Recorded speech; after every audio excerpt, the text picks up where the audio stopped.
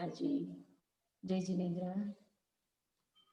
હાજી, હા, તો આપણો આ પ્રથમ અધ્યાય તત્વાર્થ સૂત્ર પંડિત શુક્લાજીએ જે સરસ રીતે એનું વિવેચન કર્યું છે, જે લોકો એને ઉપલબ્ધ કરી શકે તો એ લોકો તત્વાર્થ સૂત્રને, પંડિત શુક્લાજીના તત્વાર્થ સૂત્રને પણ જોઈ લે તો વધારે સારું, ડીપ અધ્યયન કરી શકીએ તો વધારે સારું, એવું તાઈ મહારાજનું કહેવાનું છે.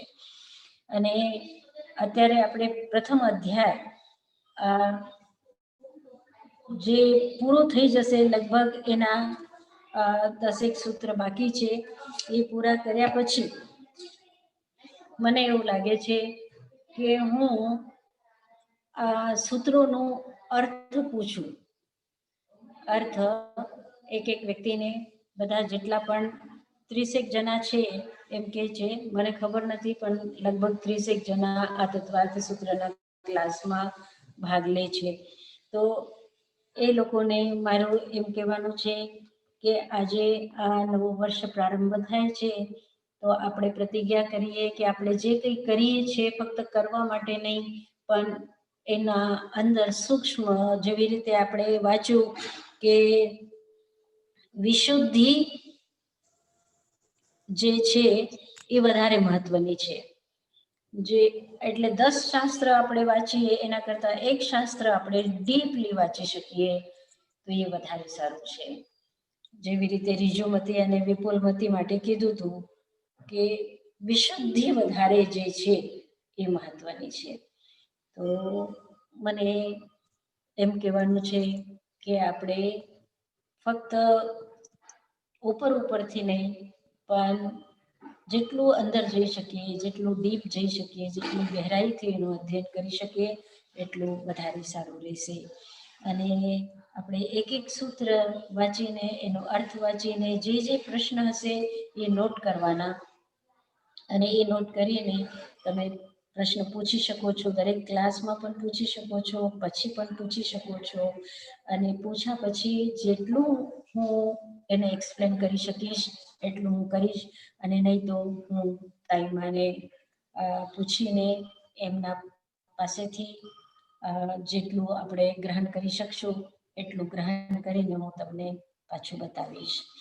તો આજે આપણું જે સૂત્ર ચાલે છે, થોડુંક અર્થ કર્યું હતું આપણે. વિશુદ્ધિ ક્ષેત્ર સ્વામી વિષેભ્યો વધિમના પર્યાયો, આ 26 સૂત્ર સુધી આપણે કર્યું હતું. તો પહેલા 26 સૂત્ર સુધી આપણે એક વખત બોલી લઈએ. બે વખત હું બોલીશ, તો એક વખત હું બોલું અને બીજી વખત તમારે એના સાથે સાથે બોલવાનું છે. સોરી સાતનાસી મહારાજ, હા બોલો. થોડુંક તમારું જે આ કેમેરા છે ને, થોડુંક આમ કમ્પ્યુટર થોડુંક ઊંચું કરો તો તમારું આખું ફેસ દેખાય. હા, થોડુંક જ.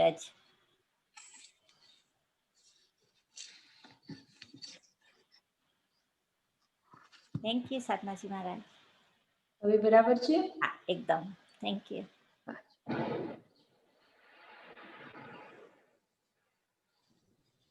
હા, અથ તત્વાર્થ સૂત્રમ અથ પ્રથમોऽધ્યાયઃ सम्यक् दर्शन ज्ञान चारित्राणि मोक्ष मार्गः सम्यक् दर्शन ज्ञान चारित्राणि मोक्ष मार्गः तत्त्वार्थ श्रद्धानं सम्यक् दर्शनम् तत्त्वार्थ श्रद्धानं सम्यक् दर्शनम् तन्निसर्गादधिगमाद्वा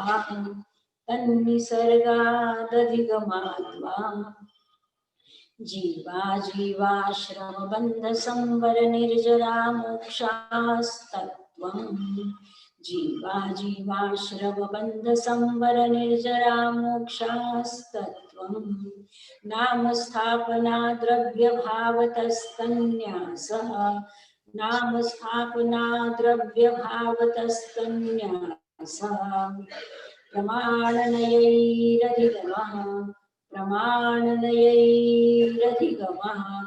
निर्देश स्वामित्व साधनाधिकरण स्थिति विधानतः निर्देश स्वामित्व साधनाधिकरण स्थिति विधानतः सत्संख्या क्षेत्र स्पर्शन कालांतर भावाल्प बहुत्वैश्च सत्संख्या क्षेत्र स्पर्शन कालांतर भावाल्प बहुत्वैश्च मतिश्रुतावधिमनः पर्याय केवलानि ज्ञानम् मतिश्रुतावधिमनः पर्याय केवलानि ज्ञानम् तत्प्रमाणे अद्ये परोक्षम् प्रत्यक्षमन्यत् मतिः स्मृतिः संज्ञा चिन्ता विनिबोध इत्यनर्थान्तरम् मतिः स्मृतिः संज्ञा चिन्ता विनिबोध इत्यनर्थान्तरम् तदिन्द्रियाणीन्द्रियनिमित्तम् अवग्रहे हावाय धारणा बहुविध क्षिप्रानिश्रिता संदिग्ध ध्रुवाणां सेतराणां बहुविध क्षिप्रानिश्रिता संदिग्ध ध्रुवाणां सेतराणाम् अर्थस्य व्यञ्जनस्यावग्रह न चक्षुरनिन्द्रियाभ्यां श्रुतं मतिपूर्वं द्व्यनेकद्वादशभेदं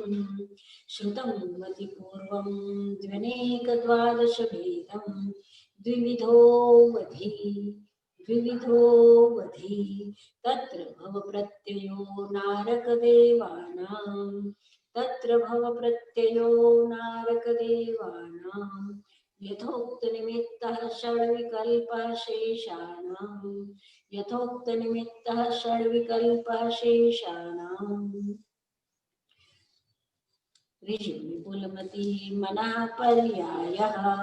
ऋजुविपुलमती मनः पर्यायः विशुद्ध प्रतिपाताभ्यां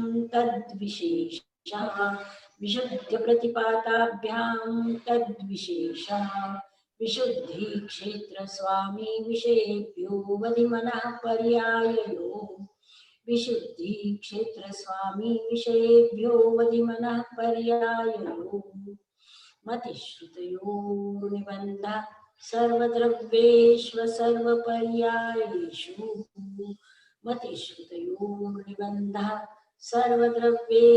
सर्वपर्यायेषु આજનો સૂત્ર છે. આજે આપણે આ સર્વદ્રવ્ય પર્યાય 30 સુધી બોલશું. मतिश्रुतयोर्निबन्धः सर्वद्रव्येष्व सर्वपर्यायेषु रूपिष्ववधे तदनन्तभागे मनः पर्यायस्य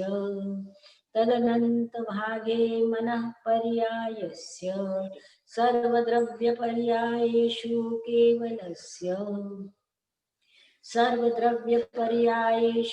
केवलस्य ये सूत्र हमने बोले हैं 30 सूत्र तक और 35 सूत्र है प्रथम अध्याय के.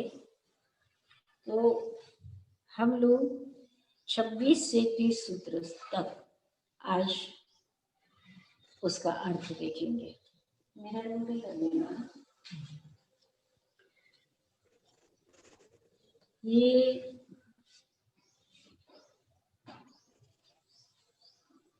26वें सूत्र को हमने कर लिया था पिछले क्लास में कि अवधि ज्ञान और मना पर्याय ज्ञान इन दोनों में जो अंतर है वो किस किस चीज का है.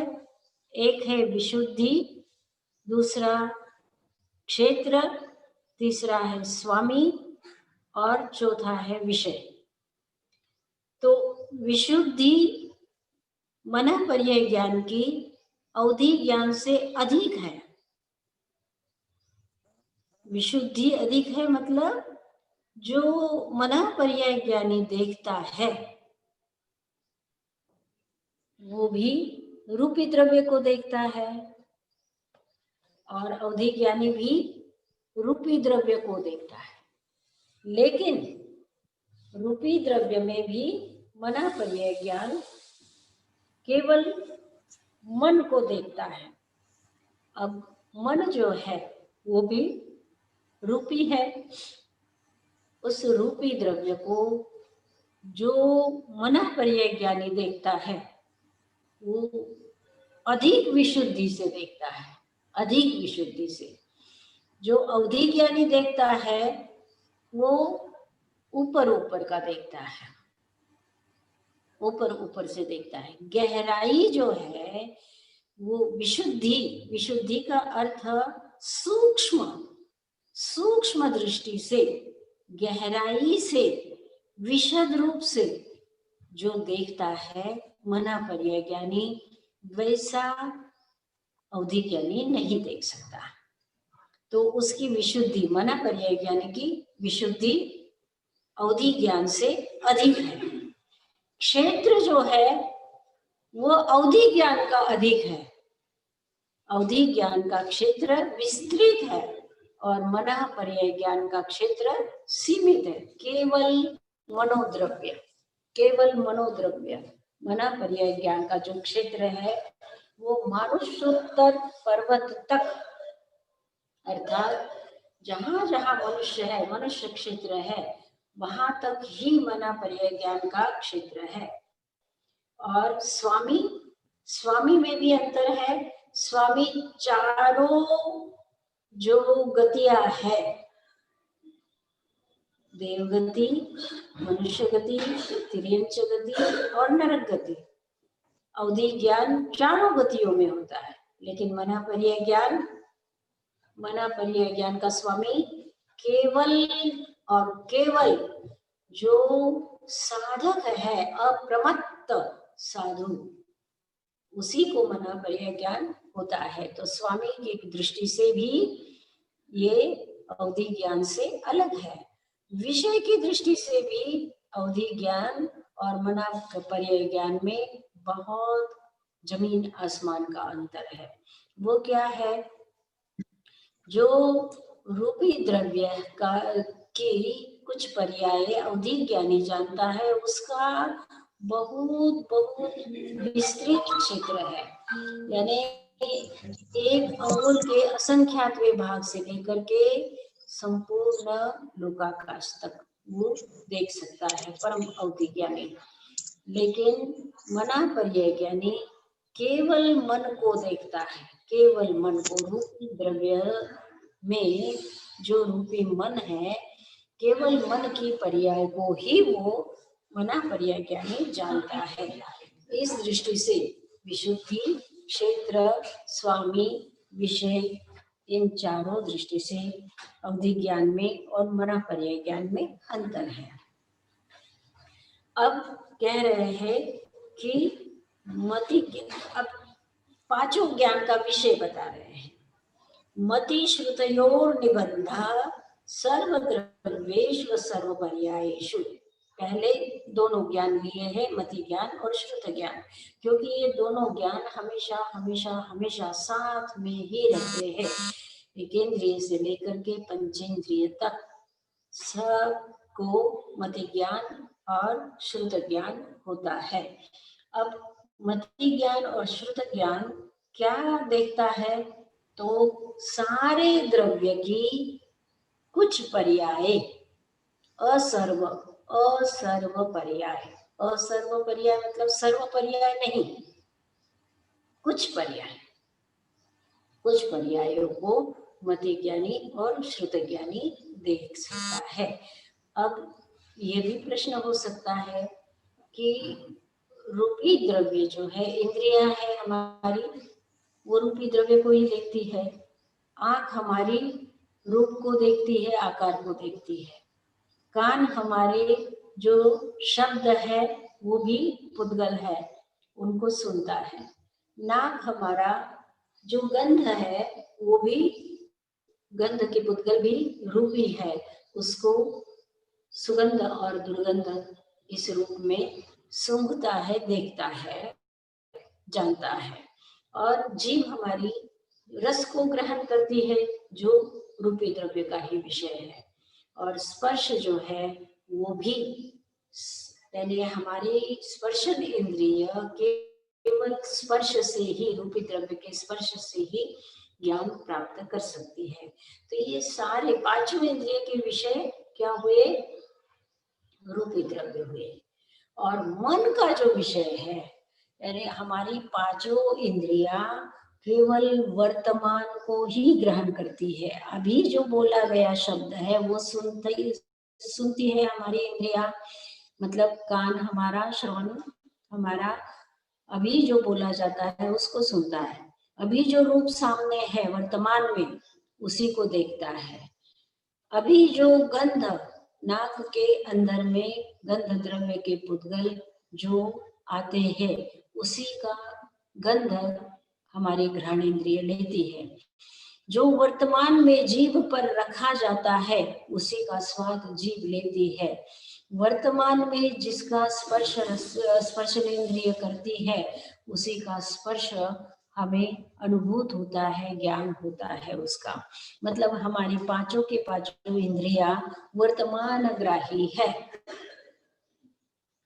लेकिन श्रुत ज्ञान का जो विषय है वो क्या है? मति ज्ञान मन से भी होता है, मति ज्ञान मन से भी होता है। लेकिन मति ज्ञान जो मन से होता है वो तीनों काल का होता है। हमारा मन भूतकाल की चिंतन, विचारणा, सोच करता रहता है। इसलिए हमारा मन जो मति ज्ञान को ग्रहण करता है वो मति ज्ञान भूतकाल का भी होता है, भविष्य काल का भी विचार करता है, इसलिए भविष्य का भी ग्रहण करता है, वर्तमान का तो करता ही है।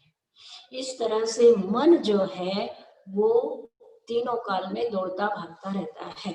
इसलिए मति ज्ञान का विषय पांचों इंद्रियों का तो वर्तमान ग्राही है, लेकिन मन जो छठी इंद्रिय से मति ज्ञान होता है वो भूत, भविष्य और वर्तमान तीनों को ग्रहण करने वाला होता है। और इसी पर विचार चिंतन करके जो शब्दात्मक ज्ञान होता है, शब्द रूप जो मिलता है वो श्रुत ज्ञान होता है। वो श्रुत ज्ञान और मति ज्ञान ये दोनों के दोनों ये क्या करते हैं? मति ज्ञान का विषय है। और ये छहों द्रव्य की कुछ पर्यायों को जानते हैं। अब प्रश्न ये भी होता है कि पांचों इंद्रिय से जो रूपी द्रव्य वर्तमान में ग्रहण किया जाता है तो मति ज्ञान उतने अंश में वर्तमान ग्राही है, लेकिन मन को लेकर के वो रूपी द्रव्य से जो अरूपी द्रव्य है, धर्मास्तिकाय, अधर्मास्तिकाय, आकाशास्तिकाय और आत्मा काल भी, तो इस तरह से इनका चिंतन वो करके और उनके पर्यायों को ग्रहण करता है। इसलिए श्रुत ज्ञान सारे द्रव्यों का, मति ज्ञान भी और श्रुत ज्ञान भी सारे द्रव्य, छहों के छहों द्रव्य की कुछ पर्यायों को जानता है। बहुत कठिन तो नहीं लग रहा है? बस जानने की कोशिश करिएगा कि हमारी पांचों इंद्रियां वर्तमान ग्राही है, लेकिन हमारा जो मन है वो भूत, भविष्य और वर्तमान तीनों काल में ये विषय को ग्रहण करता है और अरूपी द्रव्य की पर्यायों का भी चिंतन करता है। इसलिए श्रुत ज्ञान का विषय जो है और मन का विषय होने से मति ज्ञान का भी विषय हो गया और श्रुत ज्ञान का भी विषय हो गया। क्या? अरूपी और रूपी दोनों। इसलिए कहा है मति श्रुतयो निबंधा, मतलब मति ज्ञान और श्रुत ज्ञान इन दोनों का विषय, निबंध का मतलब होता है विषय।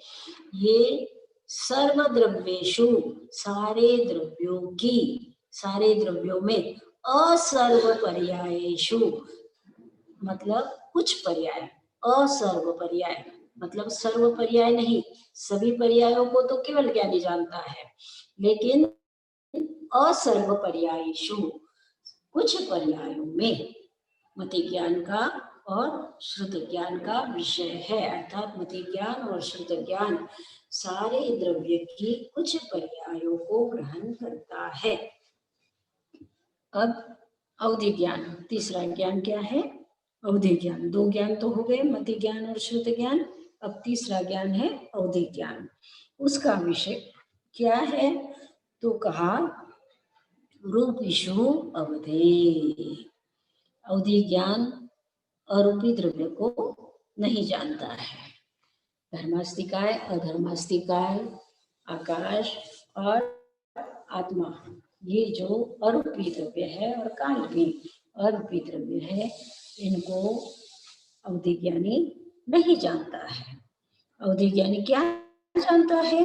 अवधि ज्ञानी रूपीषु रूपी द्रव्य की रूपीषु अवधे, उसके भी असर्वपर्यायेषु जो ऊपर में सूत्र में दिया है वही अर्थ इस अवधि में आता है कि अवधि ज्ञानी वो सर्व पर्याय रहित मतलब कुछ पर्यायों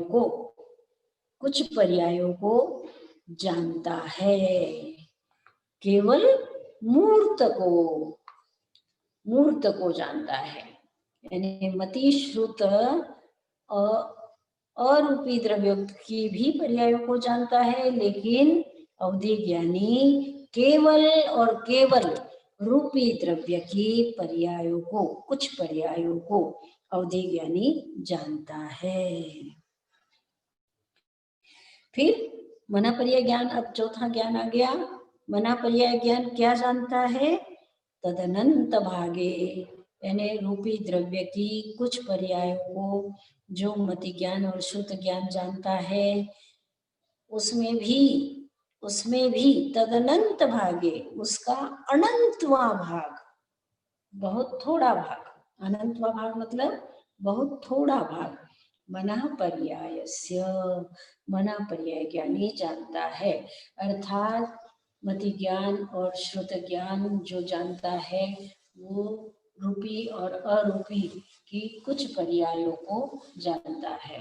अवधि ज्ञान केवल रूपी द्रव्य की कुछ पर्यायों को जानता है, और मना पर्याय ज्ञान रूपी द्रव्य की कुछ पर्यायों को नहीं, लेकिन बहुत बहुत बहुत सीमित, अर्थात मन की पर्यायों को मना पर्याय ज्ञानी जानता है। जो मन की पर्याय है, मन जो सोचता है वो दूसरे के मन की बात को और खुद के मन की बात को भी वो जानता है मना पर्याय ज्ञानी, और दूसरे रूपी द्रव्य की पर्यायों को मना पर्याय ज्ञानी नहीं जानता है। रूपी द्रव्य के अनंतवें भाग को, अनंतवें हिस्से को मना पर्याय ज्ञानी जानता है, अर्थात मन को मना पर्याय ज्ञानी जानता है। सर्वद्रव्य पर्यायेषु केवलस्य, उसमें क्या था? सर्वद्रव्य पर्यायेष्व, स्व मतलब श में वह है, श में वह है, वो जो 27वां सूत्र था मति ज्ञान का, श्रुत ज्ञान का जो विषय है वो सारे द्रव्य की असर्व पर्याय में उसका विषय है, लेकिन केवल ज्ञान का विषय क्या है? सर्वद्रव्य पर्यायेषु, सभी द्रव्य की सभी पर्यायों को, सभी द्रव्य की सभी पर्यायों को, एक भी नहीं छूटती है, सभी पर्यायों को, सभी द्रव्यों की, छहों द्रव्य की, सभी द्रव्यों की अर्थात छहों द्रव्य की सभी पर्याय, भूत की, वर्तमान की, भविष्य की सभी पर्यायों को कौन जानता है? केवल ज्ञानी। सर्वद्रव्येषु, सर्वद्रव्येषु और सर्वपर्यायेषु दोनों की मतलब ये समास है, सर्वद्रव्य पर्यायेषु, मतलब सर्वद्रव्येषु भी आएगा, सभी द्रव्यों को भी जानता है, और सभी पर्यायों को भी कौन जानता है? केवल ज्ञानी।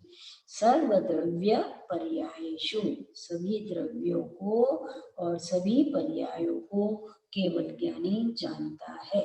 इस तरह से पांचों ज्ञान का विषय यहाँ बताया है। अब समझ में आया होगा कि निरंतर निरंतर पर्याय बदलती रहती है। आपको ये बात भी जाननी होगी कि कोई भी द्रव्य बिना पर्याय का नहीं रहता है। पर्याय द्रव्य में रहती है, और क्या रहता है द्रव्य में? गुण भी द्रव्य में रहता है। जीव का गुण क्या है? उपयोग। उपयोग अर्थात ज्ञान, दर्शन, इसको उपयोग कहा है। तो ज्ञान का जो मतलब ज्ञान जो गुण है वो जीव का गुण है। जीव का गुण ज्ञान है, वो भी कहाँ रहता है? जीव द्रव्य में। और अजीव द्रव्य का गुण क्या है? अजीव द्रव्य का गुण क्या है? पूरन, गलन, सड़न, विध्वंसन। जो पूरन यानी मिलता है, एक परमाणु और दूसरा परमाणु दोनों मिलते हैं तो इसको पूरन कहा।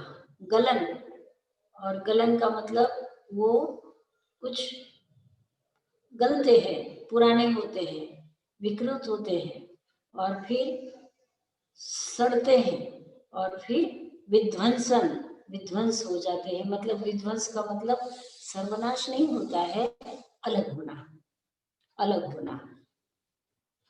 पूरन और गलन, गलन का मतलब गल जाना, अलग हो जाना।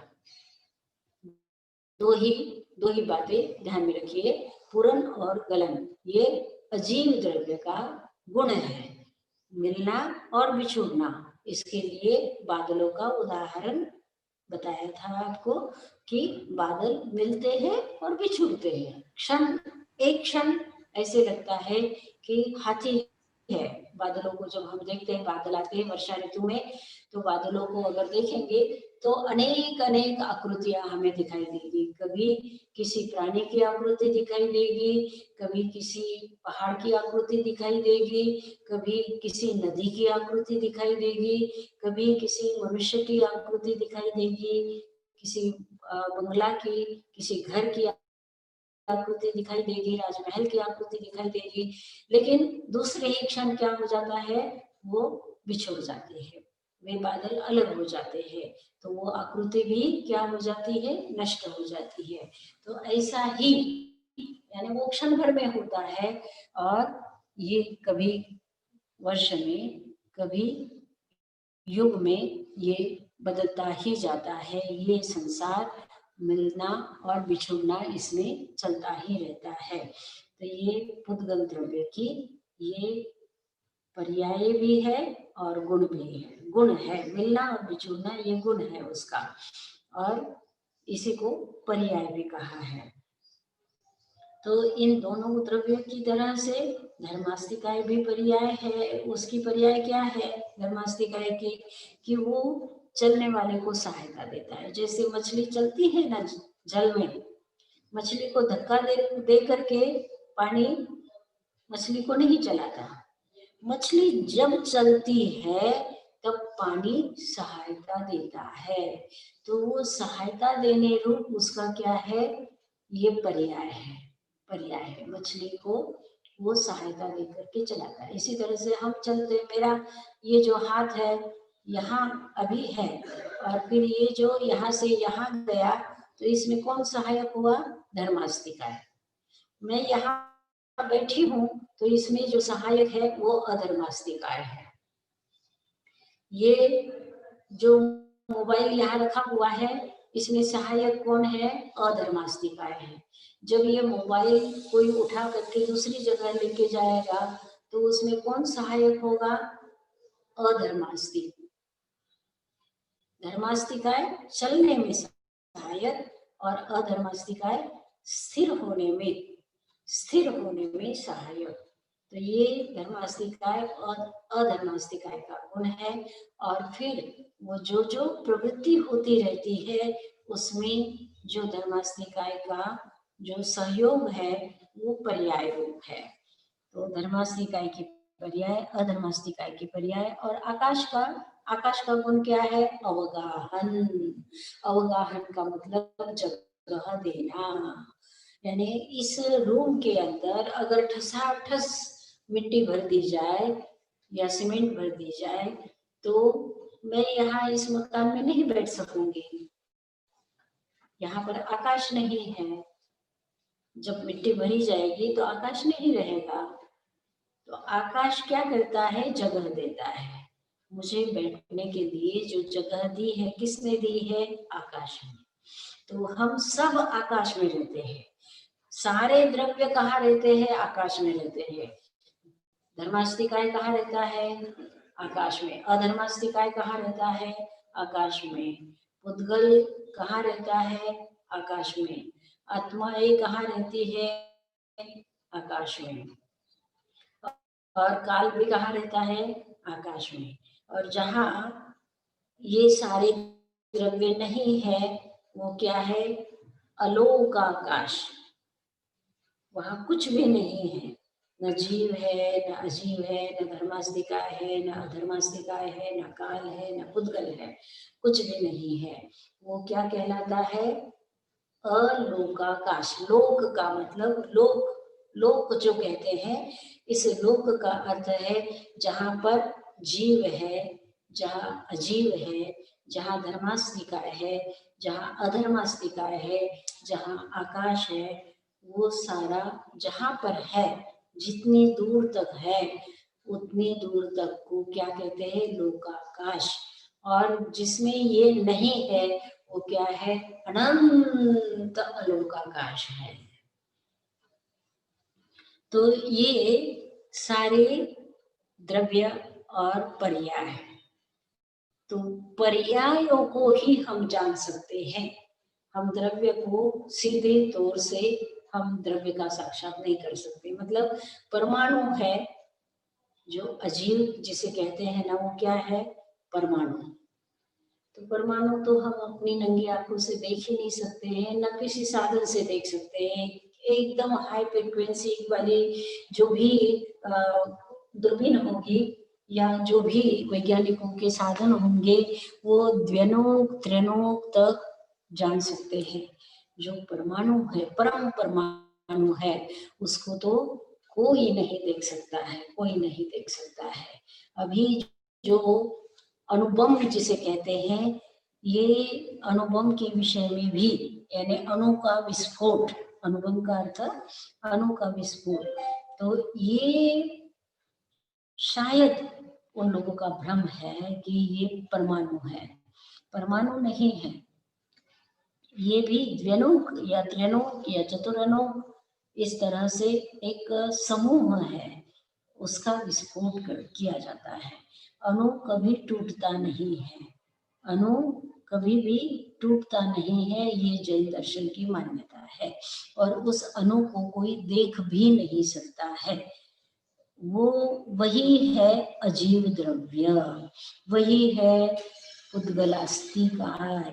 वो उन अणुओं का जो ढेर है वो स्कंद रूप में जो बनता है उसको हम क्या कहते हैं? अजीवास्तिकाय कहते हैं, अजीव द्रव्य कहते हैं।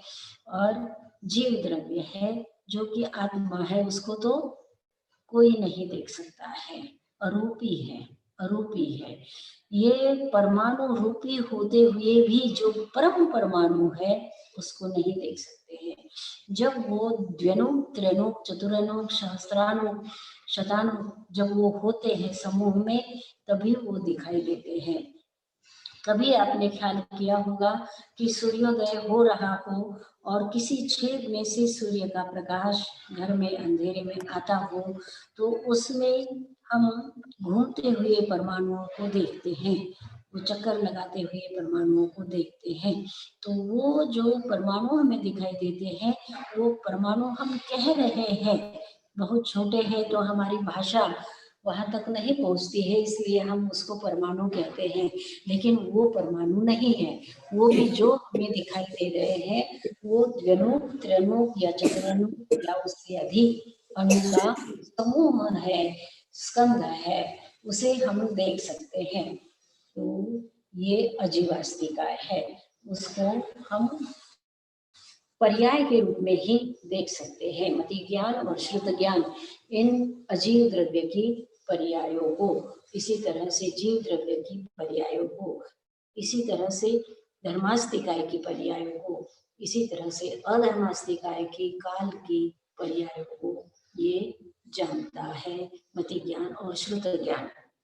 और अवधि ज्ञान केवल रूपी द्रव्य की पर्यायों को जानता है।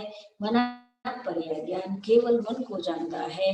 और केवल ज्ञानी जो है वो सारे द्रव्यों को जानता है और सारे द्रव्य की सारी पर्यायों को, सारे मतलब तीन काल की सारी पर्यायों को। आज हमारे हाथ में ये किताब है, तो इस किताब को हमारा मति ज्ञान और शुद्ध ज्ञान जानता है। लेकिन जो केवल ज्ञानी है वो इसकी 1000 वर्ष पहले की क्या स्थिति थी, ये हो सकता है कि गुरुदेव ने इसका 60 में या 70 में इसका प्रकाशन किया हो और ये किताब अस्तित्व में आई हो। लेकिन इसके पहले 100 साल पहले, 200 साल, 500 साल या 1000 साल पहले इनकी क्या स्थिति थी, इस किताब के सारे परमाणुओं की क्या स्थिति थी, ये हम नहीं जानते हैं। इसका एक एक परमाणु किस किस अवस्था में कहाँ कहाँ था, किस क्षेत्र में था, किस रूप में था, किस आकार में था, ये केवल केवल ज्ञानी जानते हैं। मति ज्ञानी और श्रुत ज्ञानी केवल वर्तमान पर्याय को जान रहे हैं। हमारा ज्ञान मति ज्ञान और श्रुत ज्ञान इस वर्तमान काल की पर्याय को जानता है। और हमारा श्रुत ज्ञान थोड़ा अनुमान कर सकता है कि भाई 100 साल बाद इसके पेज जो है वो पीले हो जाएंगे। आज जो सफेद दिखाई दे रहे हैं वो पीले हो जाएंगे। इसके पेज की जो क्षमता है इतना फर्क है, आज हम ऐसा कर रहे हैं, इसको खींच रहे हैं, तब भी ये फट नहीं रहा है। लेकिन 100 साल के बाद अगर हम ऐसा हाथ लगाएंगे तो ये पेज फट जाएगा, इसके पेज का जो कलर है वो भी चेंज हो जाएगा। तो ये हमारा शुद्ध ज्ञान थोड़ा अनुमान से ये जान सकता है, मतलब भविष्य काल की कुछ पर्याय को हमारा शुद्ध ज्ञान जान सकता है, हमारा मति ज्ञान जान सकता है। लेकिन केवल ज्ञानी निश्चित रूप से जानता है कि 100 साल बाद, 200 साल बाद या 500 साल बाद या 1000 साल बाद इस किताब के परमाणु कहाँ कहाँ किस किस रूप में, किस किस द्रव्य की पर्याय के रूप में ये होंगे, ये केवल केवल ज्ञानी ही जान सकता है, हम इसको नहीं जान सकते हैं। तो इस तरह से हमने देखा मति ज्ञान श्रुत ज्ञान का विषय सारे द्रव्य की कुछ पर्याय, रूपी द्रव्य की उससे भी कुछ पर्यायों को अवधि ज्ञानी जानता है, और उससे भी कम केवल मन के रूपी द्रव्य को मना पर्याय ज्ञानी जानता है। और केवल ज्ञानी सारे द्रव्यों को और सारे पर्यायों को जानता है। इस तरह से पांचों ज्ञान का विषय यहाँ बता दिया है। 27वां सूत्र, 28वां सूत्र, 29वां और 30वां, ये जो सूत्र है ये ज्ञान के विषय क्षेत्र को बताते हैं। फिर से हम इसको रिपीट करेंगे एक बार।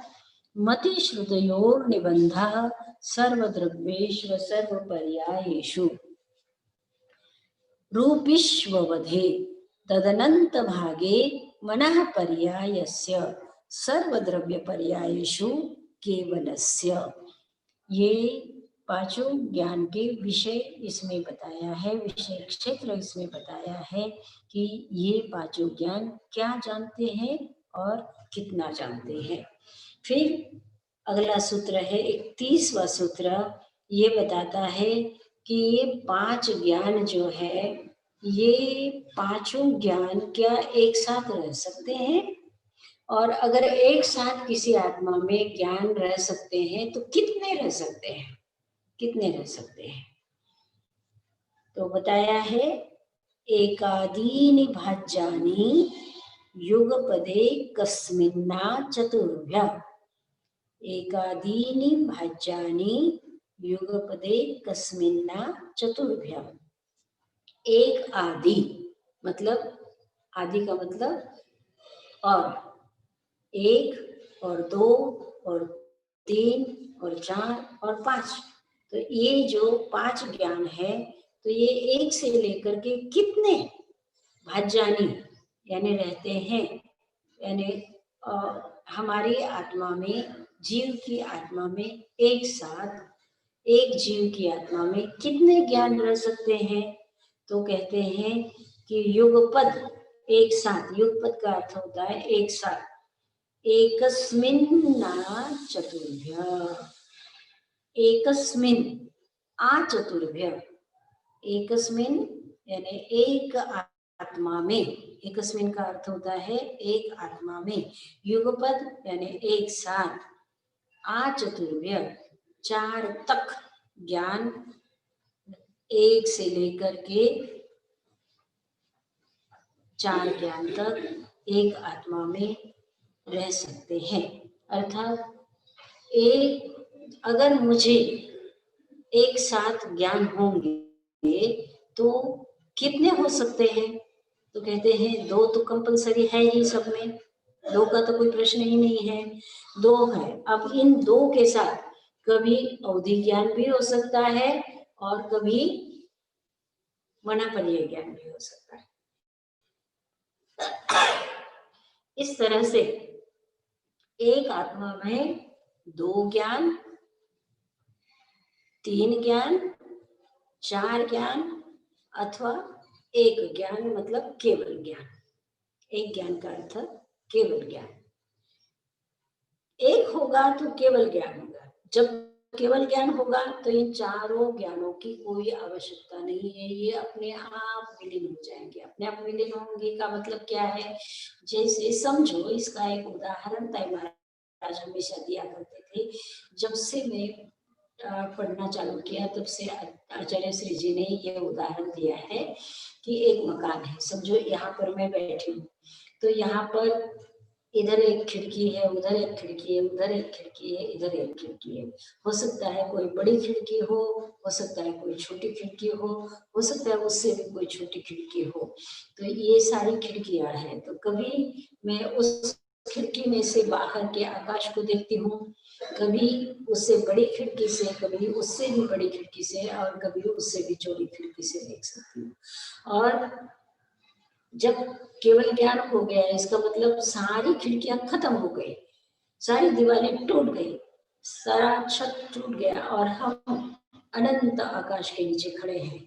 तब खिड़कियों की आवश्यकता होती है क्या, बाहर देखने के लिए, आकाश देखने के लिए? नहीं, संपूर्ण आकाश एक साथ दिखाई देता है। उसी तरह से केवल ज्ञानी को संपूर्ण ज्ञेय पदार्थों का एक साथ ज्ञान हो जाता है। उनको न मति ज्ञान की आवश्यकता है, न शुद्ध ज्ञान की आवश्यकता है, न उद्धि ज्ञान की आवश्यकता है, न मनापलीय ज्ञान की आवश्यकता है। इन चारों ज्ञानों की आवश्यकता नहीं होती है। केवल अकेला अगर एक ज्ञान होगा तो एक ज्ञान केवल ज्ञान होगा। दो ज्ञान होंगे तो मति और श्रुत होगा। तीन ज्ञान होंगे तो मति, श्रुत, अवधि अथवा मनापलीय ज्ञान। यानी मनापलीय ज्ञान होने के लिए अवधि ज्ञान पहले होने की जरूरत नहीं होती है। अवधि ज्ञान का कोई महत्व नहीं है। और मनापलीय ज्ञान भी हो सकता है। अगर तीन ज्ञान है तो मनापलीय ज्ञान, मति ज्ञान, श्रुत ज्ञान भी हो सकता है। और ये भी हो सकता है कि मति ज्ञान, श्रुत ज्ञान और अवधि ज्ञान, ऐसा भी हो सकता है। और 4 ज्ञान होंगे तो मति, श्रुत, अवधि और मना पर्याय, इस तरह से 4 ज्ञान हो सकते हैं। और 5 ज्ञान एक साथ नहीं होते, क्योंकि जब केवल ज्ञान होगा तो ये चारों ज्ञान की खिड़कियां सारी की सारी गिर जाएंगी, ढह जाएंगी, उनकी कोई आवश्यकता नहीं रहेगी। अकेला केवल ज्ञान सारे ज्ञानों की पूर्ति कर देगा। मति ज्ञान और श्रुत ज्ञान जो जानता है उससे भी अधिक केवल ज्ञानी जानता है। अवधि ज्ञानी जो जानता है उससे भी अधिक केवल ज्ञानी जानता है। मनो पर्याय ज्ञानी जो जानता है उससे भी अधिक केवल ज्ञानी जानता है। तो केवल ज्ञान के लिए न मति ज्ञान की जरूरत, न श्रुत ज्ञान की जरूरत, न अवधि ज्ञान की जरूरत, न केवल मना पर्याय ज्ञान की जरूरत। केवल एकमात्र केवल ज्ञान होता है। उन सारे ज्ञानों को एकदम निस्तेज हो जाते हैं, वे ढह जाते हैं, वो खत्म हो जाते हैं, नष्ट हो जाते हैं और एकमात्र केवल ज्ञान रहता है। जैसे अनंत आकाश के बीच में कोई व्यक्ति अनंत आकाश के नीचे खड़ा है तो किसी भी खिड़की की उसे जरूरत नहीं रहती है। इस तरह से एक साथ जो ज्ञान होते हैं, एक होगा तो केवल ज्ञान, 2 होंगे तो मति श्रुत होंगे, 3 होगा तो मति श्रुत अवधि अथवा मति श्रुत मना पर्याय, और 4 होंगे तो मति श्रुत अवधि मना पर्याय। इस तरह से ये एक साथ एकस्मिन युगपथ, एक साथ युगपथ का मतलब एक साथ, एकस्मिन मतलब एक आत्मा में ये 4 ज्ञान तक हो सकते हैं। ऐसा इस सूत्र का अर्थ है।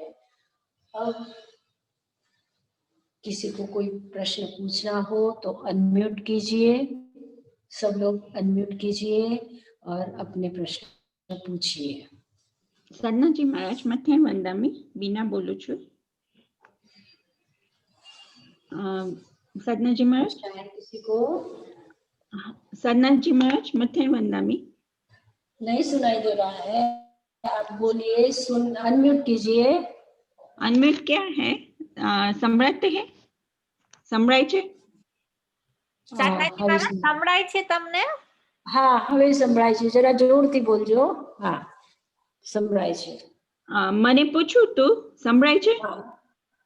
જે 30મું સૂત્ર છે સર્વ દ્રવ્ય પર્યાયેષુ કૈવલ્યસ્ય, તો બધા પર્યાય અને બધા દ્રવ્યનું બધી પર્યાય નિશ્ચિત જ છે? કારણ કે જો કેવલ જ્ઞાનમાં ખબર પડે તો બધું નિશ્ચિત થઈ જાય. બરાબર પકડ્યું તમે, બરાબર પકડ્યું, એકદમ એક્ઝેક્ટ પ્રશ્ન છે, બહુ સરસ પ્રશ્ન છે.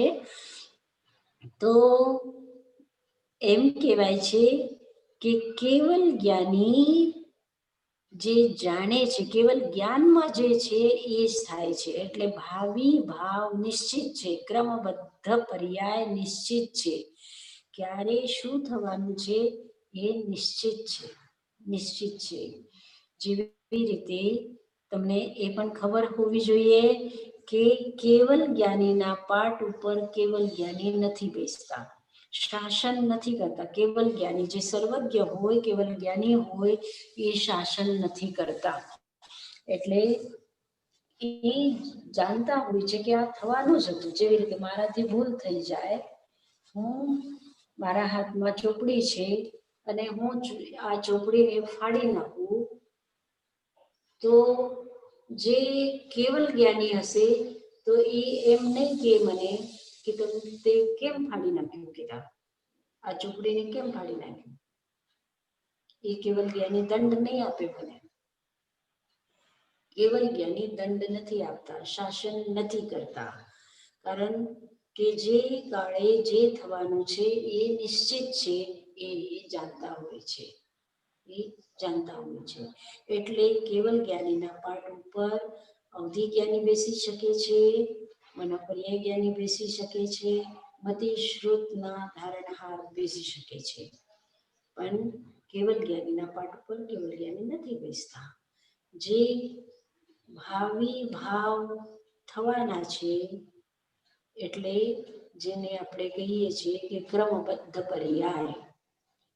આ પર્યાય પછી આ પર્યાય, આ પર્યાય પછી આ પર્યાય, આ પર્યાય પછી આ પર્યાય, એ નિશ્ચિત છે, નિશ્ચિત છે. એ કેવલ જ્ઞાનીના જ્ઞાનમાં હોય છે, એ જાણતા હોય છે. અને એવી જ રીતે થતું હોય છે.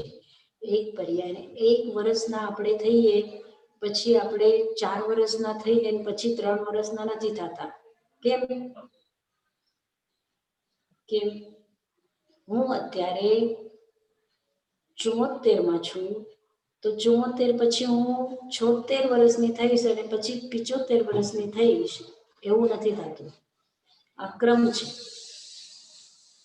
આ ક્રમ છે. આ જે ક્રમ છે, એ ક્રમને તોડીને અને બીજી પર્યાય વચ્ચે આવતી નથી. આ ક્રમબદ્ધ પર્યાય નિશ્ચિત છે, નિશ્ચિત છે. અક્રમ નથી થતો, અક્રમ નથી થતો. ક્રમબદ્ધ પર્યાય જે છે, એ જે કાલમાં જે થવાનું છે એ જ થાય છે. અત્યારે આપણે શુભમજીનો વિષય લઈએ, તો આજે સવારે તાઈ મહારાજના પ્રવચનમાં એને આજ 1 કલાકનું જાપ પછી પ્રવચન થયું હતું, અને શુભમજીના વિષયમાં ઘણું બધું બોલ્યા હતા. અને એમાં એને એમ પણ કીધું હતું કે ઓક્ટોબરમાં, નવેમ્બરમાં એવું આપણે નિશ્ચિત કર્યું હતું કે તાઈ મહારાજ પાછું ચેકિંગ માટે જશે પુના. અજય ઠક્કર જે એનો જુપિટર હોસ્પિટલ છે એમાં જવાના છે. અને પછી તાઈ મહારાજે કીધું હતું કે બધા સાધ્વીજીઓના ફોર્મ પર ભરાવ્યા બધાના, અને ફોર્મ ભરીને અને જેની જે તકલીફ છે, કોઈને આંખની છે, કોઈને દાંતની છે, કોઈને બ્લડ પ્રેશરની છે, કોઈને જેને જે છે એ બધી તકલીફો લખાવી હતી. અને કીધું હતું કે હું ગયા પછી મારી સાથે કોણ આવશે, એના પછી કોણ આવશે, એના પછી કોણ આવશે. એટલે ગ્રુપમાં અહીંયા પણ કોઈ 2 સાધ્વીજી રહે નિશ્ચિત રૂપથી, પછી 2 સાધ્વીજી હંમેશા તાઈ મહારાજ સાથે પણ રહે, અને 2 સાધ્વીજી, 3 સાધ્વીજી એક સાથે ત્યાં આવીને જુપિટર હોસ્પિટલમાં હેલ્થ ચેકઅપ થઈ જાય. જો ત્યારે થઈ ગયું હોત તો શુભમજીની જે આજે પીડા છે એ કદાચ પહેલા જ પકડાઈ જાત અને આટલી વેદના એને ન ભોગવવી પડત. પણ એને કીધું કે જે ક્રમબદ્ધ પર્યાય છે, એમાં જે ભાવિ ભાવ છે, જે થવાનું છે એ જ થાય છે, એ જ થાય છે. આપણે કેટલા પણ મનસુબા બાંધી લઈએ, કેટલી કલ્પના કરી લઈએ, કેટલી વ્યવસ્થા કરી લઈએ, પણ જે થવાનું છે એ જ થાય છે. હા, આપણે નિમિત્ત થઈ શકે છે, નિમિત્ત થઈ શકીએ છીએ, પણ નિમિત્ત માત્ર આપણે થઈ શકીએ છીએ કે સારા કામ માટે આપણે નિમિત્ત થવાના જે ભાવ છે આપણા, એ આપણા હાથમાં છે.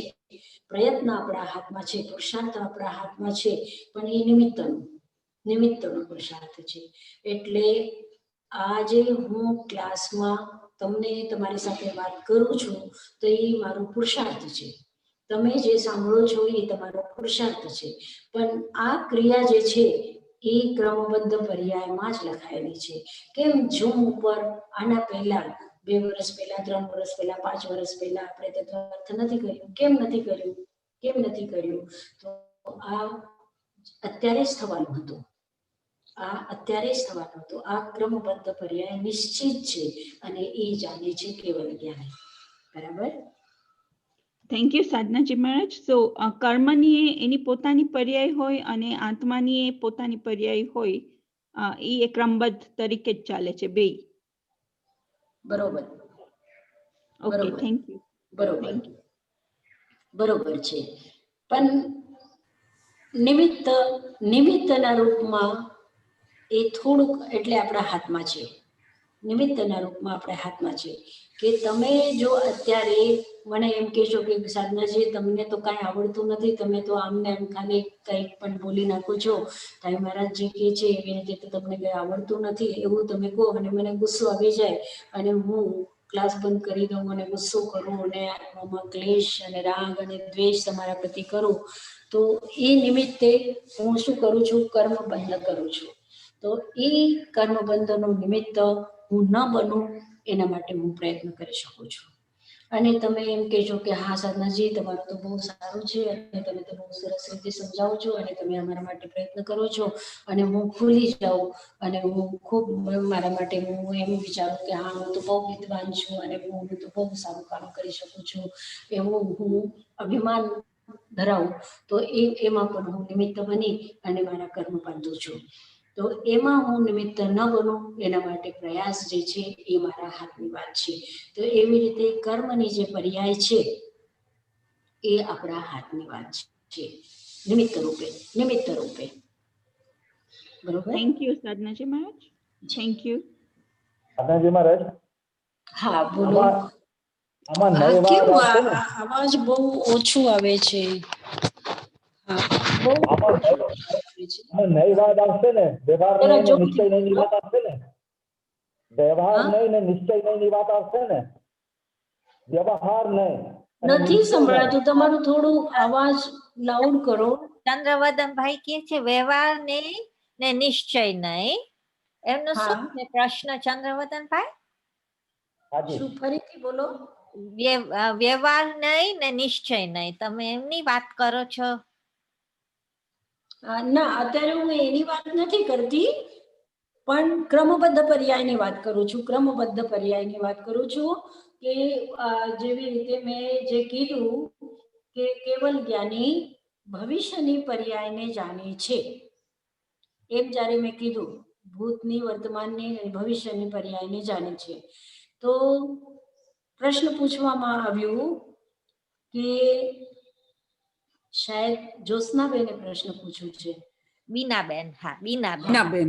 બીનાબેન હા, બીનાબેને બીનાબેને પ્રશ્ન પૂછ્યો કે આ જે કેવલ જ્ઞાની જાણે છે બધી પર્યાયોને, તો શું પર્યાયો બધી નિશ્ચિત છે? તો કહેવામાં આવે છે આપણા શાસ્ત્રના અનુસાર કે બધી પર્યાયો નિશ્ચિત છે. ક્રમબદ્ધ પર્યાય એવો એક શબ્દ આવે છે, ક્રમબદ્ધ પર્યાય. ક્રમબદ્ધ એટલે ક્રમમાં બાંધેલી, ક્રમથી થવા વાળી, એક પછી બીજી થવા વાળી જે પર્યાય છે એ નિશ્ચિત છે, એમાં ફરક નથી થતું. એટલે કેવલ જ્ઞાની પોતાના જ્ઞાનમાં ભવિષ્યની પર્યાયોને પણ જાણે છે કે સાધનાજી કાલે શું કરવાના છે, બીનાબેન કે રીટાબેન કાલે શું કરવાના છે, એ પર્યાયને કેવલ જ્ઞાની જાણે છે. ક્રમબદ્ધ છે, એ ક્રમબદ્ધથી અલગ નથી થતું. જેવી રીતે કે કાલે કોઈનું એક્સિડન્ટ થવાનું છે, કોઈનું, અમુક વ્યક્તિનું કોઈનું એક્સિડન્ટ થવાનું છે, તો એ કદાચ એનું 1 મહિના પછીનું ટિકિટ હશે, પણ એને એમ થાય કે ના ના મારે આજે જ જવું જોઈએ, અને એ પછી ટિકિટ કેમે કરીને અને એ ટિકિટ કરાવી લે છે અને પછી એ યાત્રા કરે છે. તો જે સાધનથી યાત્રા કરતા હોય, રેલવેથી કે પ્લેનથી, જે સાધનથી યાત્રા કરતા હોય અને એ કાંઈ ને કંઈ એક્સિડન્ટ થઈ જાય, એનો પ્લેન ક્રશ થઈ જાય કે રેલવેમાં કંઈ પણ ડબ્બો ઘસરી જાય કે પટરી ખસી જાય કે કાંઈ પણ થઈ જાય અને એને એક્સિડન્ટ થઈ જાય, તો એવી રીતે આ ક્રમબદ્ધ છે. ક્રમબદ્ધ છે. એક વાર્તા પણ તમે સાંભળી હશે કે એક માણસને, કલ્પિત છે, પણ એક માણસને અંધારામાં કોઈએ પાછળથી ખાંદા ઉપર હાથ રાખ્યું તો એને પાછળ વળીને જોયું, કીધું કોણ? તો કે હું મૃત્યુ છું. તો એ બહુ ડરી ગયો. તો કે ના ના, તું અત્યારે ગભરાયમાં, અત્યારે હું તને કાંઈ નથી કરવાની, પણ આ જ ટાઈમમાં કાલે તારું મૃત્યુ થવાના છે, હું તને લેવા માટે આવીશ. તો ઓલો એટલો ઘબરાઈ ગયો, તો એને શું કર્યું, જે એકદમ તેજ ગતિનો ઘોડો છે એ લીધો અને ખૂબ દોડાયું, જ્યાં સુધી પહોંચે ત્યાં સુધી એ 1 મિનિટ પણ વિલંબ કર્યા વગર ઘોડાને દોડાવ્યા રાખ્યો અને જે બીજો દિવસનો જે આ ટાઈમ હતો એ ટાઈમ ઉપર એ ખૂબ હજારો કિલોમીટર સેંકડો કિલોમીટર દૂર ત્યાં પહોંચી ગયો અને એ ગુફાની અંદરમાં ઘૂસી ગયો અને એ જ ટાઈમમાં મૃત્યુ સામે આવીને ઊભી રહી અને એને કીધું કે થેન્ક યુ, આ જ જગ્યા ઉપર તારી મૃત્યુ થવાની હતી. હું તો વિચાર કરતી હતી કે તું અહીંયા કેવી રીતે પહોંચીશ, પણ તું પહોંચી ગયો, ઘણો ઘણો ધન્યવાદ. અને મૃત્યુ એને લઈ ગઈ. તો આ એક કલ્પિત કહાની છે, પણ કહેવાનો મતલબ નિશ્ચિત સમયમાં નિશ્ચિત જે વાત થવાની છે એ થવાની જ છે. એ આપણા કર્યાથી એ નથી રોકવાની. આ કાળમાં આ 2020માં કોરોના આવવાનું હતું તો આવવાનું હતું. ભલે વિજ્ઞાન કેટલું પણ વિકસિત હોય ને કેટલી વેક્સિનો કાઢે ને કેટલું કંઈ પણ કરે, પણ આ નિશ્ચિત હતું, એ નિશ્ચિત થયું અને વેક્સિનો સમય નિશ્ચિત હતો. આ ક્રમબદ્ધ પર્યાય છે. તો એમાં નિશ્ચય અને વ્યવહારની વાત આપણે બેસાડી શકીએ, પણ આ ક્રમબદ્ધ પર્યાયની વાત છે. ઠીક. સાધનાજી મહારાજ, મથેણ વંદામી, હું જ્યોત્સના બોલું છું. જેમ તમે કીધું કે નિશ્ચિત છે ક્રમબદ્ધ પર્યાય, તો આપણે ગમે તે કાર્ય કરીએ તો એમાં 5 સમવાય હોય તો જ થાય. તો એમાં 5 સમવાયમાં આપણો પુરુષાર્થ પણ આવે, તો પુરુષાર્થ પણ નિશ્ચિત છે. તો પછી આપણે પુરુષાર્થ કરીએ ના કરીએ. હા, એક વખત વાત થઈ હતી. તમે ખૂબ ડીપ સોચો છો, મને બહુ ગમે છે. હા, તો એ એક વખત આ પણ વાત થઈ હતી તાઈ મહારાજ સાથે કે નિયતિવાદી હતો કોણ? ગોશાલક. ખબર છે ને? ગોશાલક નિયતિવાદી હતા. એટલે પહેલા તો ભગવાનના શિષ્ય રૂપે 6 વર્ષ સુધી રહ્યા અને પછી એ અલગ થઈ ગયા અને નિયતિવાદી થઈ ગયા. એટલે નિયતિમાં જે નિશ્ચિત છે એ જ થવાનું છે, આવું કહેવા વાળા એ થઈ ગયા હતા. તો હા, બસ હવે પૂરું કરું છું, આટલું કરીને પૂરું કરું છું. તો એક વખત ભગવાન મહાવીર એનું એક મેં આ વાત મેં પહેલા કીધેલી છે. તો એ સદ્દાલ પુત્ર નામકનો એક કુંભાર હતો, એને ત્યાં ભગવાન મહાવીર પધાર્યા. તો એ પહેલા ગોશાલકનો શિષ્ય હતો. તો એને ઘણા બધા માટલાઓ કરીને રાખ્યા હતા. હજી ભઠ્ઠી નથી લાગી, તો એ બધા માટલા, કાચા માટલા બધા એક પર એક બધા રાખેલા હતા, ઘણા બધા. અને ભગવાન મહાવીર એના જ એનો જે પરિસર હતો એમાં પધાર્યા હતા અને ઝાડના નીચે બિરાજમાન હતા. અને એ સદ્દાલ પુત્ર આવ્યો અને મહાવીર સ્વામીના સામે ઊભો રહ્યો. તો ભગવાન મહાવીરે એને કીધું, એના સાથે કંઈક થોડી ઘણી વાતચીત કરી અને પછી એને કીધું કે આ તારા જે માટલા છે ને અહીંયા રાખેલા, એને આટલા બધા મારા શિષ્યો છે, એમાંથી કોઈ પણ એકાદ કોઈ એવું થઈ શકે છે કે કોઈ નાનો શિષ્ય છે અને એ તારા માટલાને કાંકરી મારે અને એક પછી એક ફોડી નાખે, તો તું શું કરીશ? તો કે હું તો એને ચાટું લગાડીશ. તો કે એ ન સાંભળે, કર્યા જ રાખે તો કે હું દંડો લઈને એને પીટી નાખીશ. તો પછી મહાવીરે કીધું કે કેમ તું એવું કરે? તો આ તો નિયતિ વાત છે ને તારો તો એ જે નિયત છે એ તો નિયત કાળે જે નિયત થવાનું છે એ જ થવાનું છે, પછી તું શું કામ એને મારે? તો એને વાત સમજમાં આવી ગઈ અને પછી એ ભગવાન મહાવીરનો શિષ્ય થઈ ગયો. એટલે પુરુષાર્થવાદી થઈ ગયો. કહેવાનો મતલબ પહેલા નિયતિવાદી હતો અને પછી પુરુષાર્થવાદી થઈ ગયો. તો આપણે આ વાત જાણીએ છીએ અને એનો વિષય થોડો વિસ્તૃત છે. તો આપણે આગળના ક્લાસમાં આના વિષયમાં હજી વાત કરીશું. અત્યારે ક્લાસ પૂરો થયો છે અને ના વાંધો નહીં. Thank you. થેન્ક યુ તો સાધનાજી મહારાજ. અહીંયા રાખું છું. ફક્ત એટલું જ હું કહું છું કે પુરુષાર્થ અને નિયતિ આ બે જે છદ્મસ્ત લોકો છે આપણા જેવા, તો એને બરાબર રાખવા માટે, એટલે ઘણી વખત જ્યારે સફળતા મળી જાય તો માણસ ખૂબ અભિમાન કરે કે મેં કર્યો, મેં આ કર્યું એટલે થયું, હું જો ન હોત તો આ બિલકુલ થવાનું નહોતું. તો આ પુરુષાર્થવાદી આ અભિમાન કરે છે. ત્યારે નિયતિ એમ કે છે કે આ થવાનું હતું ભાઈ, એટલે તું નિમિત્ત થયો અને આ થઈ ગયું. તો એને એના અભિમાનને નીચે ઉતારવા માટે લાવે છે, થોડું કંટ્રોલમાં લાવે છે.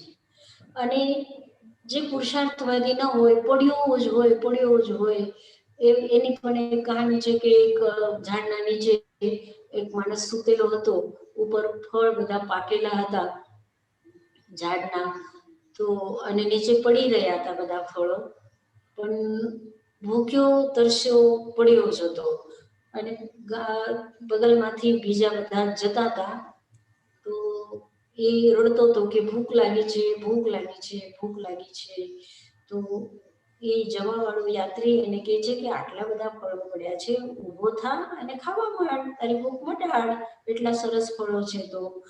તો કે અરે જો મારા ભાગ્યમાં હશે તો ભગવાન મારા મોઢામાં નાખશે અને પછી હું ખાઈશ, મારા ભાગ્યમાં હશે જે હશે એ કરીશ. તો કહેવાનો મતલબ એટલો લેથર્જી, એટલો આળસુ, એટલો પ્રમાદી વ્યક્તિ જે છે એને ઉઠાડવા માટે પુરુષાર્થ છે, આ વ્યવહારના દ્રષ્ટિથી છે. પછી આપણે હજી વધારે વાત કરશું આગળના ક્લાસમાં. થેન્ક યુ સાધનાજી મહારાજ. નમો અરહંતાણં, નમો સિદ્ધાણં, નમો આયર્યાણં, નમો ગચ્છાયાણં, નમો લોએ સર્વસાહુનમ. એસો પંચ નમોકારો સર્વ પાવપનાસનો મંગલાનં ચ સભ્યેસિં પરમં હવૈ મંગલમ. ગુરુદેવકી આજ્ઞા ચત્તારી મંગલમ, અરહંતા મંગલમ, સિદ્ધા મંગલમ, સાહુ મંગલમ, કેવલી પન્નતો ધમ્મો મંગલમ. ચત્તારી લોકોત્તમા, અરહંતા લોકોત્તમા, સિદ્ધા લોકોત્તમા, સાહુ લોકોત્તમા, કેવલી પન્નતો ધમ્મો લોકોત્તમો. ચત્તારી શરણં પવગચ્છામિ, અરહંતે શરણં પવગચ્છામિ, સિદ્ધે શરણં પવગચ્છામિ, સાહુ શરણં પવગચ્છામિ, કેવલી પન્નતં ધમ્મં શરણં પવગચ્છામિ. क्षेम सर्व प्रजानां प्रभवतु बलवान् धार्मिको भूमिपाल. काले काले च सम्यक् विलसतु मघवा, व्याधयो यान्तु नाशं, दुर्भिक्षं चौर्यमारी क्षणमपि जगतां मास्मभूज्जीवलोके. जैनेन्द्रं धर्मचक्रं प्रसरतु सततं सर्वसौख्यप्रदायि. जैनेन्द्रं धर्मचक्रं प्रसरतु सततं सर्वसौख्यप्रदायि. संपूर्ण सुखों को देने वाला जैनेन्द्र धर्म चक्र आपके मंगल कल्याण आनंद के लिए हो. ओम शांति शांति शांति. शुभम जी के लिए हम सब शुभकामना करते हैं और जाप करते हैं कि शुभम जी जल्दी जल्दी ठीक हो जाए. ओम शांति. मथेण वंदामि.